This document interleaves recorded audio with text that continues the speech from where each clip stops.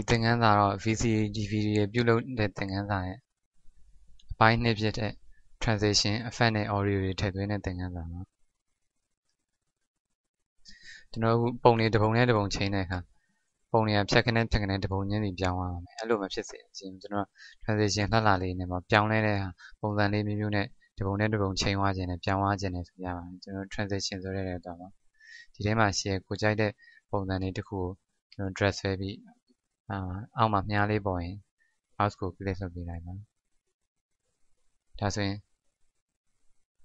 အခုလိုပုံစံလေးနဲ့ပြောင်းနေမှာပါပုံတစ်ပုံနဲ့တစ်ပုံညာမှာဒီလို transition လေးနဲ့ပြောင်းနေမှာဖြစ်ပါတယ်အခုလိုပြောင်းလဲ transition တွေကိုပုံတွေအားလုံးဖြစ်စေခြင်းနဲ့ဆိုရင်ကျွန်တော် right click နှိပ်ပြီးတော့ apply transition to all ဆိုရင်ပုံတွေအားလုံးကဒီ transition ဝင်သွားပါလိမ့်မယ်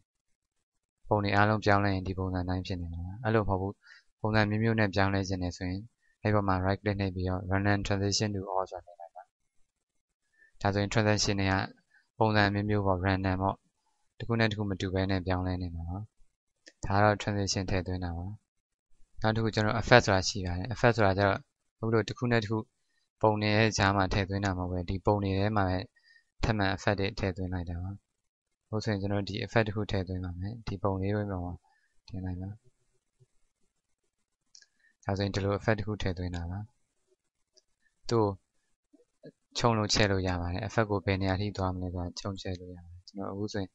ဒီ effect လေးကိုစစပုံပေါ်တဲ့နေရာမှာမထားပါဘူးအလဲတစ်ဝက်လောက်မှာထားပါတယ်ပြီးရင်ကျွန်တော်အဆုံးသက်မှာပြန်ပြောက်သွားအောင်ပြုလုပ်ထားပါတယ်အရွယ်စားကိုဒီလောက်ပဲထားတာပါအဲ့လိုပဲတခြားပုံတွေမှာလည်း effect တွေထည့်လို့ရတယ်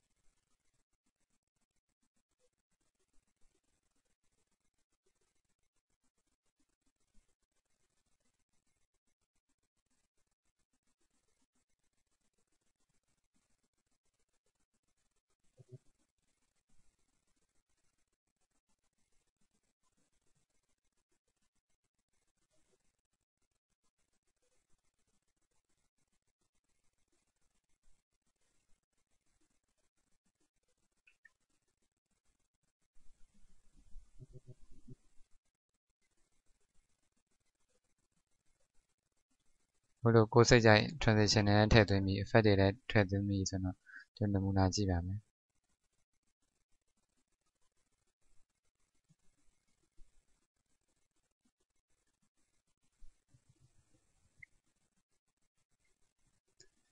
transition တွေပြောင်းလဲတာကြောင့်အခုလိုတပုံနဲ့တော့ပေါ်လာပါမယ်အခုနထည့်သွင်းထားတဲ့ effect တွေကြောင့်ဒီလိုပုံစံလေးဖြစ်နေတာနော်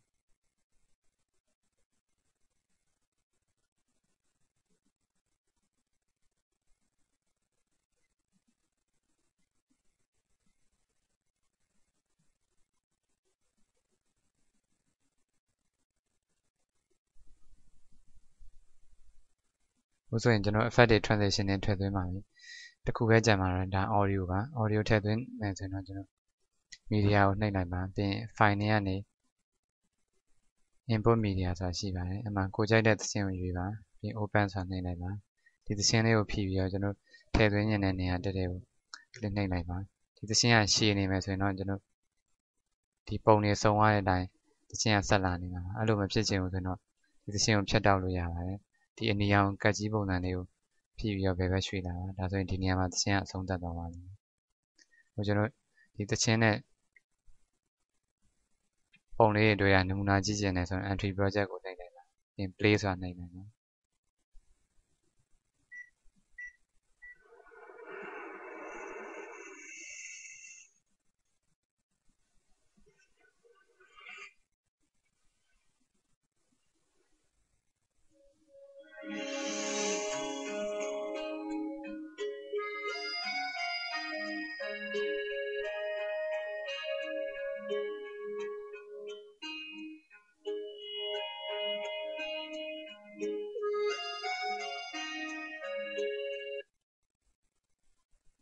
ဒါတော့ transition တွေ effect တွေ audio တွေထည့်သွင်းတဲ့သင်ခန်းစာပါ